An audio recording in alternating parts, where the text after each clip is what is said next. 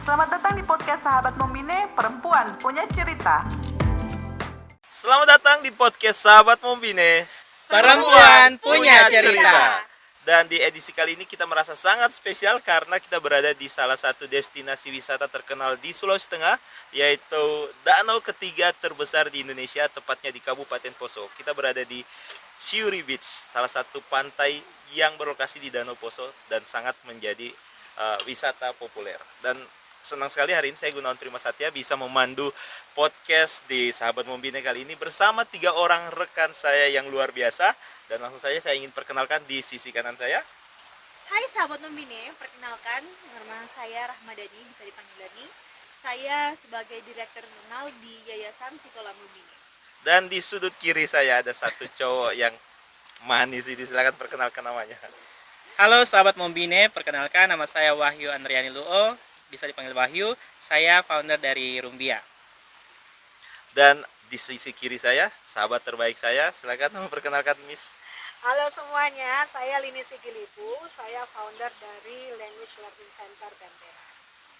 Dan kita akan membahas satu topik yang sangat menarik tentang pemuda, kerelawanan, dan kepemimpinan. Sesuai dengan perayaan Hari Relawan Internasional 5 yang kita Desember. peringati di tanggal 5 Desember kemarin. Tentunya kita akan membahas ini menjadi lebih spesifik berangkat dari pengalaman dan kontribusi teman-teman di masyarakat. Nah, berada di tempat ini tentunya membuat perasaan kita lebih tenang ya, karena memang tempat ini indah sekali dan di sini menjadi salah satu tempat yang banyak orang favoritkan. Saya ingin dengar nih kesan pertamanya Dani pertama kali datang ke Poso, dan maksud saya pertama kali datang ke Pantai Siuri. Bagaimana perasaannya berada di sini? Ya kawan, memang benar sekali ini pertama kali saya datang ke Tentena khususnya, dan saya tidak setakjub ini sebelumnya bahwa memang ternyata Tentena itu sangat cantik. Dan saya tadi bertanya, ini pantai atau danau? Tapi seperti pantai. Iya, seperti laut ya. Iya. Dan makanya itu yang saya membuat dia unik ya. unik sekali kak. Dan recommended ya untuk di-share ke teman-teman lain pastinya. Sangat recommended. Bahkan pengen tinggal di sini sih sebenarnya. Nah, menarik sekali kalau kita dengar dari orang sini langsung. Ini teman saya Miss Lini ini orang sini, apa yang menurut Miss Lini harus orang di luar sana tahu tentang Siuri misalnya? Jelas danaunya ya, pantainya, karena punya danau tapi rasanya seperti laut dengan pantai pasir kuning ini jarang mungkin ya di Iya. Indonesia. Jadi itu salah satu, dan ini menjadi primadona utama kami sih harusnya. Iya. Dan ini selalu jadi hal yang kami rindukan kalau misalkan kami ini pergi keluar, belum lagi Tentena dengan hawanya yang sejuk Iya, gitu iya. kan. Kalau nggak usah jauh-jauh ke Poso saja kayaknya langsung pengen balik-balik ke Tentena karena dingin gitu, Iya. sejuk gitu kan.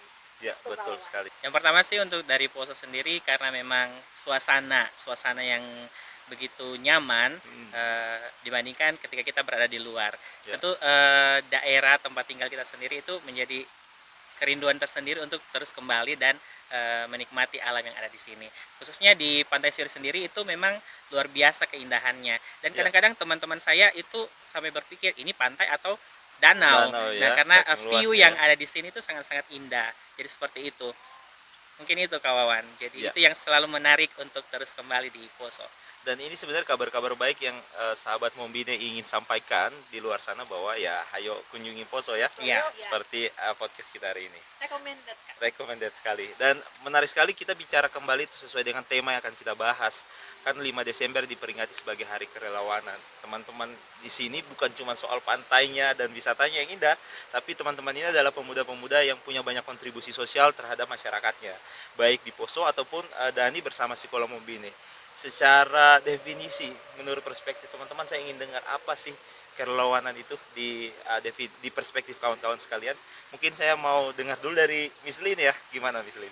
Ya, kalau buat saya kerelawanan itu suatu semangat ya, Ya, spirit ya. untuk berbagi Ya. dan berbuat sesuatu, memberikan sesuatu kepada masyarakat Ya. tanpa mementingkan kepentingan diri gitu. Ya. Jadi mengutamakan kepentingan orang lain gitu, Ya. masyarakat lain. Jadi semangat berbagi itu yang membuat saya orang kemudian pantas disebut sebagai relawan ya. Jadi ketika dia mendahulukan kepentingan orang lain Betul. untuk bisa berkontribusi terhadap orang lain, apalagi orang banyak ya, ada Betul. spirit, semangat. Berarti tidak semua orang kemudian punya spirit itu. Betul, kita Iya. tidak bisa pungkiri memang tidak semua ya Iya. punya spirit seperti itu. Tapi kita juga tidak bisa bilang bahwa semua orang harus beda-beda sama Iya. orangnya. Semua orang harus punya spirit kerelawanan. Itu Iya. menurut saya suatu hal yang tidak bisa dipaksa. Tidak bisa Tapi dipaksa. lahir dari dalam diri, dari kesadaran untuk membantu dan berbagi. Iya, Ya, betul. seperti itu. Nah, menarik sekali ini kalau kemudian spirit ini dianggap perlu untuk dimunculkan ya, perlu dimiliki oleh setiap orang. Apalagi kita bicara soal anak muda hari ini. Nah, menurut Wahyu, bagaimana konsep kerelawanan yang sangat dekat dengan teman-teman muda hari ini? Ya, kalau menurut saya untuk konsep kerelawanan yang dekat dengan anak muda sekarang itu berangkat dari kepedulian, Ya. kepedulian dari apa yang dia anggap penting untuk lingkungan sekitarnya. Jadi kepedulian itu salah satu value, nilai yang harus ada pada diri seseorang supaya bisa tadi peka terhadap perubahan-perubahan yang ada di sekitarnya. Ya. Dan ketika kita punya itu, semangat kerelawanan itu akan tumbuh sendiri dalam diri kita. Ya. Jadi itu yang merupakan poin yang penting yang Ya. tidak semua orang punya, seperti Miss Lini bilang tadi. Ya. Itu semangat yang harus terus dijaga dan Dijaga. terus dikembangkan oleh anak-anak muda sekarang Ya. supaya tidak pudar. Ya. Karena ketika semangat itu pudar, kita tidak akan bisa melangkah ataupun memberikan dampak dan memanggil ataupun menarik Ya. anak-anak muda yang Baik, ada ya. supaya kita bisa bersama-sama untuk berkontribusi seperti itu. Jadi once ketika kamu punya spirit itu harus dijaga dan kalau perlu di-develop lagi lebih Ya, bagus. betul sekali, Agar kawan. lebih berkontribusi lagi. Nah, ini mungkin yang menjadi alasan paling kuat kenapa Wahyu kemudian memilih kembali dan memberikan banyak inisiatif cerdas, misalnya di kampung halamannya di Tampe Madoro misalnya. Ya. Apa yang dilakukan? Itu salah satu kerinduan saya ketika saya selesai menempuh studi di Yogyakarta. Saya melihat bahwa anak-anak muda khususnya di desa saya di Tampe Madoro itu sedikit sekali untuk mendapatkan akses pembelajaran ataupun akses tentang informasi tentang pendidikan. Nah, itu salah satu motivasi saya bagaimana mereka bisa mendapat akses itu secara gratis. Karena tidak semua mereka itu memiliki latar belakang ekonomi yang memadai, kemudian orang tua yang mendukung, tetapi mereka punya semangat itu. Nah, itu yang menjadi motivasi saya sehingga lahirlah Rumbia di Tampe Madoro sebagai sebagai sebuah sebuah learning center, learning center yang menyediakan tempat untuk anak-anak belajar. Jadi seperti definisinya, buku adalah jendela dunia. Dari situ mereka bisa mengenal dunia lebih luas. Itu harapan Wah, saya. Jadi kita anak-anak apresiasi muda ya. khususnya di desa saya itu bisa melihat dunia lebih luas. Nah, Jadi, menurut saya ini menarik. Saya sepakat dalam poin misalnya kalau empathy, kemudian thinking kreatif ways itu adalah sesuatu yang bisa di-develop, bukan bawaan lahir. Jadi Iya, betul. semakin sering kita latih, semakin berempati kita, jadi kita bisa merasakan hal sekitar ya. Dan juga kreativitas itu bisa dilatih, dan semakin kreatif tentunya akan akan semakin inovatif dengan Iya, betul sekali. kontribusi sosialnya. Saya ini ingin bertanya, ini Sekolah Mombi ini kan punya banyak program khususnya bagaimana peran muda terlibat. Nah, apa yang sudah diberikan SM untuk mendevelop semangat kerelawanan tadi agar banyak anak muda yang kemudian juga bisa berdampak di sekitarnya? Ya, tadi memang sangat baik saya Kak dengar dari Miss ini bahwa kerelawanan itu memang semangat spirit dan juga untuk menjaga hal tersebut. Tentu saja sih kalau membina seperti yang Kak Wawan bilang bahwa kita harus, kalau menurut kita di anak muda jadi SM Psikologi Membina itu sekarang dikenal dengan anak muda yang berada di dalam Brandingnya sudah sangat muda ya, Iya, sudah karena sangat pengurusnya Udah ini muda ya? direkturnya muda-muda Iya, semua. betul, betul, Wah, betul. luar biasa. Ya, saya jadi merasa tua kalau di sekolah. jadi memang sangat dikenal sekali Iya. Kak bahwa kita itu lahir dari semangat anak muda. Nah, kenapa? Karena memang melihat bahwa itu tadi untuk menjaga spirit kerelawanan kita harus memberikan wadah untuk Iya, belajar. iya. Jadi kita kerelawanan itu harus diberikan, kita harus saling memberikan Iya, feedback iya, untuk betul. menjaga spirit, untuk membentuk bagaimana kemampuan kita, kapasitas kita, peningkatan kapasitas. Nah, Psikologi itu memberikan itu dengan kita punya namanya program penggerak muda. Penggerak muda. Jadi- Boleh diceritakan lebih detail lagi. Walaupun mungkin sudah banyak yang tahu ini apa yang Iya, penggerak oke. muda. Jadi penggerak muda itu sebenarnya sebuah eh, pendidikan formal untuk anak-anak muda. Jadi kita tuh sekarang mempunyai 5 batch angkatan. Yang pertama kepemimpinan, yang kedua itu tentang isu lingkungan, ketiga social entrepreneur, yang keempat analisis anggaran, dan yang kelima itu tentang promosi kesehatan. Karena kita berada di era menghadapi pandemi COVID-19, makanya kita mengajak anak-anak muda untuk ayo kita kampanye tentang promosi kesehatan dan juga bagaimana vaksinasi itu bisa dilaksanakan oleh semua masyarakat. Jadi bisa menjawab isu-isu terkini ya. Iya, Kak. Ini menarik sekali teman-teman sahabat Mombine di luar sana, bahwa ada banyak sekali platform yang kemudian bisa digunakan sebagai wadah untuk mengekspresikan, mengaktualisasikan diri dalam konteks menjaga spirit kerelawanan. Tapi yang menarik itu kalau saya bercerita juga dengan Miss Lini tentang semangatnya untuk kembali selama sekian tahun merantau, terus ingin bikin sesuatu di Poso, bikin sebuah lembaga pendidikan, itu kenapa, Miss? Mungkin supaya teman-teman di luar banyak yang tahu. Awalnya sih sebenarnya sederhana, cuman pengen kembali dapat hidayah itu. Wah, Dapat hidayah ya, untuk hijrah pulang ya. gitu kan. Pulang Karena ya. setelah banyak pergumulan Ya. ya gitu, akhirnya memutuskan untuk kembali. Mm-mm. Nah, saya sudah pengalaman bekerja di perusahaan selama Ya. beberapa tahun. Ketika saya kembali lagi untuk bekerja di perusahaan, saya merasa agak gimana ya, kayaknya nggak enak gitu loh. Jadi pengen bikin sesuatu. Nah, salah satu yang saya lihat adalah akses untuk belajar bahasa Inggris pada saat Oke. itu di Tentena Iya. sebenarnya. Nah, ya sudah, saya kemudian mencoba untuk lihat situasinya seperti Ya. apa, dan ternyata memang di Tentena betul waktu itu belum ada satu lembaga khusus bahasa Inggris. Ya. Jadi anak-anak pure mendapat pelajaran bahasa Inggris itu di sekolah saja. Iya.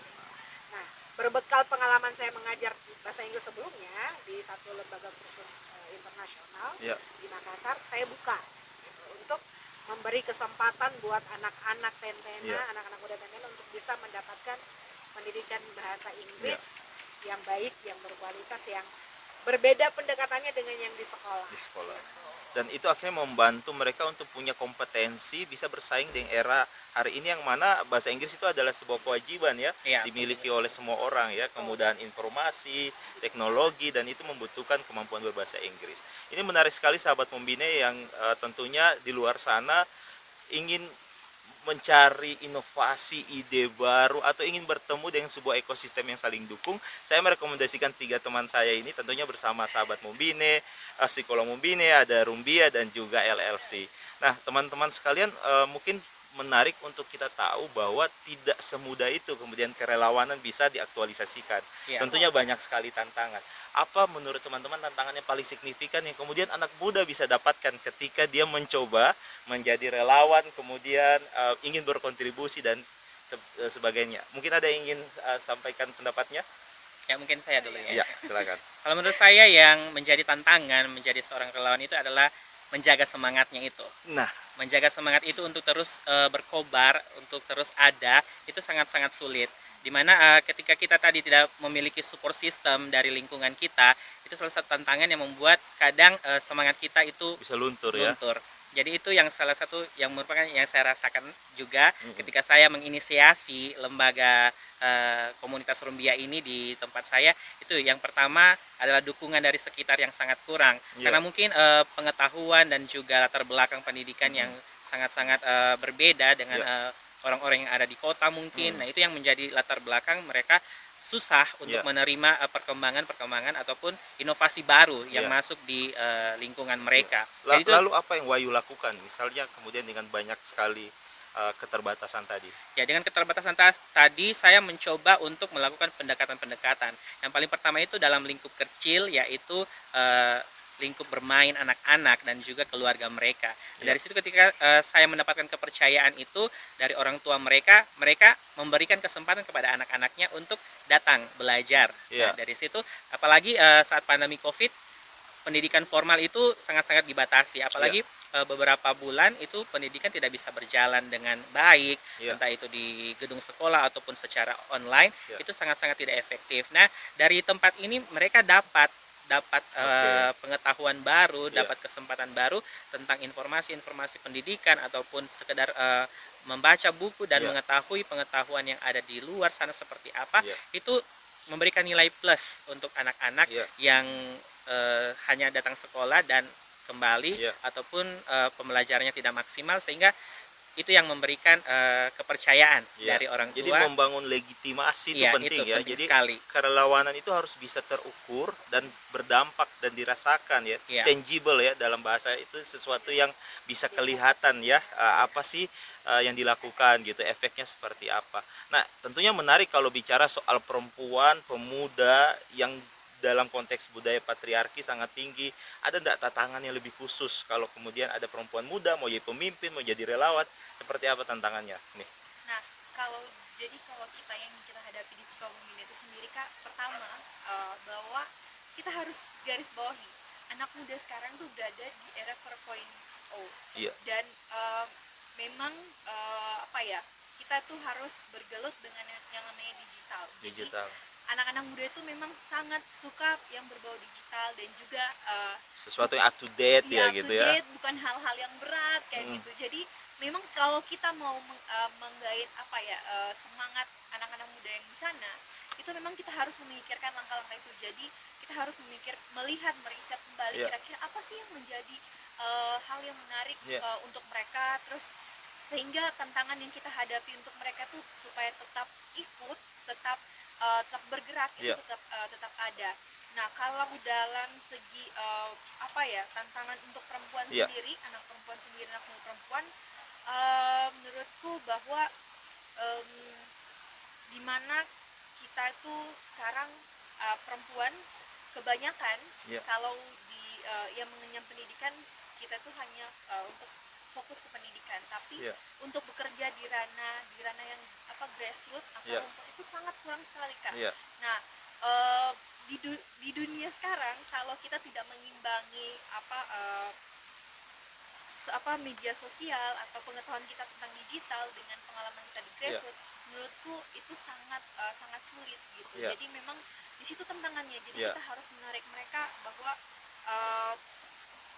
jadi apa ya, kita melakukan riset yang sangat dalam untuk melihat memang apa sih yang menjadi titik ketertarikan dari mereka. Iya, membangun ketertarikan itu sangat beragam ya. Misalnya mungkin ada yang tertarik tapi kemudian budaya sosial di keluarga mungkin yang paling sederhana juga mengungkung mereka, akhirnya membuat mereka lebih terbatas. Nah, penting sekali perempuan itu menemukan supporting system. Makanya kemudian ada woman support woman, itu adalah konteksnya mendukung bagaimana perempuan bisa keluar dari ranah domestik dan dia juga bisa punya value ya, baik di keluarga dan di masyarakat. Ini menarik sekali kalau kemudian kita akan bahas dari sisi pengalaman Miss Lini sebagai seorang perempuan ya, dan tumbuh dalam budaya keluarga yang sangat religius ya. Mohon maaf saya harus mungkin sampaikan. Kemudian bagaimana Miss berani mengambil keputusan-keputusan besar, termasuk bekerja sebagai seorang relawan, tidak mainstream menjadi seorang ASN misalnya. Itu seperti apa Miss keputusan itu bisa diambil? Tapi saya setuju nih dengan apa yang disampaikan oleh Wahyu dengan Dani ya, supporting system gitu ya. Kebiasaan itu tumbuh di keluarga. Jadi walaupun saya seperti yang kata Wawan tadi, lahir dan besar di keluarga religius, tapi ibu saya sangat berperan penting dalam pendidikan, dan beliau juga yang menanamkan pemikiran-pemikiran bahwa perempuan itu harus setara, harus berani mengambil peran-peran lain. Nah, itu yang secara dari kecil, termasuk dengan semangat berbagi itu. Saya dari kecil itu sudah ditanamkan, berbagi itu tidak harus saat kamu punya banyak uang. Ya, bahkan justru di saat kamu tidak punya apa-apa, kamu bisa berbagi, itu luar biasa. Nah, secara sadar dan tidak sadar itu akan tertanam, dan itu kemudian yang saya bawa. Nah, semakin kesini seiring berjalannya waktu, saya akhirnya jadi berani mengambil keputusan-keputusan tersebut karena memang didukung. Orang tua saya mendukung. Mereka sebenarnya walaupun mungkin ada pertentangan gitu, tapi mereka pada akhirnya mendukung penuh apa yang harus saya lakukan. Ya, karena mungkin by the time Miss Lini juga sudah menunjukkan yang namanya konsistensi dan kualitas tadi ya. Miss Lini juga menyelesaikan studi sampai S2 dan akhirnya bisa dilihat kemudian konsistensi tadi. Nah, teman-teman sahabat Momine mungkin hari ini masih bersama kita melalui podcast sahabat Momine. Tentunya penasaran dengan aktivitas mereka, bisa langsung di follow Instagramnya ada di sini Ini Instagram mereka, nanti silakan dilihat lebih detail lagi seperti apa aktivitas mereka hari ini. Nah, menarik teman-teman kalau bicara soal kepemimpinan. Saya percaya pribadi bahwa seorang pemimpin yang punya semangat kerelawanan itu orang-orang yang punya solidaritas pertama. Orang-orang yang punya social sense lebih tinggi ya. Tentunya ini dibutuhkan untuk pemimpin-pemimpin zaman sekarang. Iya, Nah, kita melihat misalnya menurut teman-teman leadership itu kan harus start dari diri kita sendiri ya, Iya. dimulai. Nah, apa relevansi yang paling signifikan menurut teman-teman antara semangat relawan dan menjadi seorang pemimpin di era hari ini? Ada yang mau mungkin sampaikan gagasannya atau pendapatnya ini? Saya dulu ya. Iya. Iya, iya, Jadi kan silakan. bagi saya tadi kan relawan itu adalah semangat berbagi. Iya.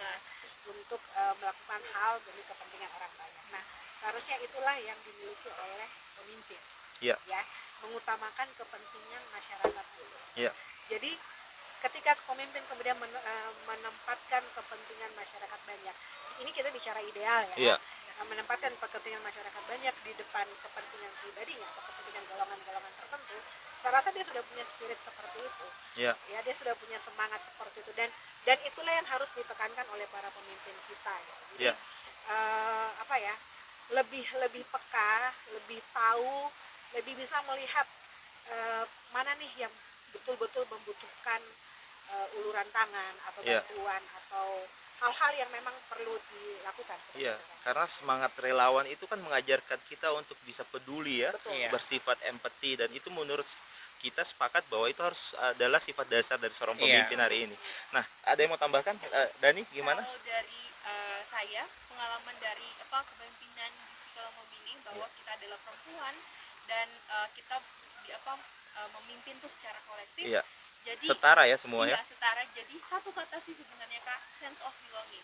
Oke. Jadi memang rasa kepemilikan terhadap semangat dan juga lembaga Apa yang dikerjakan, apa yang ya. dikerjakan, dan juga teman-teman tim itu yang seharusnya kita saling menjaga seperti Iya. itu sih, agar memang lembaga dan juga apa yang kita kerjakan itu bisa berjalan dengan baik dan juga Iya. memang menumbuhkan rasa sisterhood dan Sisterhood. brotherhood gitu. Jadi egaliter ya istilahnya. Iya. Jadi semua setara dan Setara. bisa saling support, karena memang kerja-kerja relawan ini kerja-kerja kolaborasi sebenarnya ya. Iya. Dan kerja-kerja kolaborasi itu teman-teman Mumbine itu akan mengajar kita untuk bisa menjadi seorang teamwork ya, orang yang bisa bekerja Iya. dengan tim, membangun networking. Dan kita mau dengar Wahyu ini. Wahyu, apa menurut Wahyu relevansi tadi antara semangat kerelawanan dengan kepemimpinan hari ini? Ya. Dari tadi kan ya, menurut definisi saya itu kerelawanan itu adalah kepedulian terhadap sekitarnya.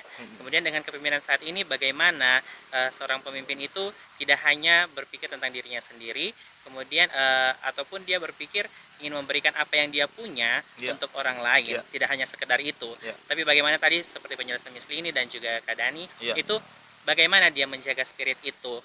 Kemudian bagaimana dia bisa untuk menarik orang lain.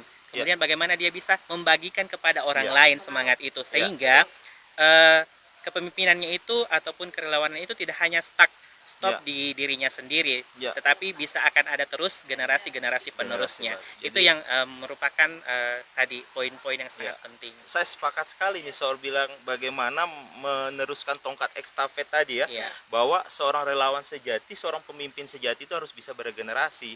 Dia bisa menyebarkan semangat itu kepada teman-teman baru sehingga muncul pemimpin-pemimpin Iya. baru. Menggerakkan ya, dia harus Nah, menggerakkan ya. ini sesuai dengan selebrasi Waisili yang kaosnya kita pakai nih Iya. teman-teman sahabat Mumbine. Ini tepat di tanggal 3 Desember itu kita merayakan hari ulang tahun Waisili. Young Southeast Asia Leader Initiative adalah sebuah platform kepemimpinan muda di ASEAN yang memberikan kesempatan buat semua pemimpin-pemimpin potensial itu saling bertemu, berkolaborasi, dan mengupgrade kapasitas kepemimpinannya. Dan kita merayakan Waisili Unified di tahun ini, dan sangat spesial itu ada di Kota Tentena di Kabupaten Iya, Poso. luar biasa. Apa saja semua kegiatannya? Mungkin sahabat Mumbine harus tahu juga di luar sana. Oke. Mungkin tadi untuk kegiatan YSL Unify sendiri yang sudah kita laksanakan pada tanggal 16 tadi, itu adalah kegiatan workshop tadi ya. Iya. Itu kita ada talk show.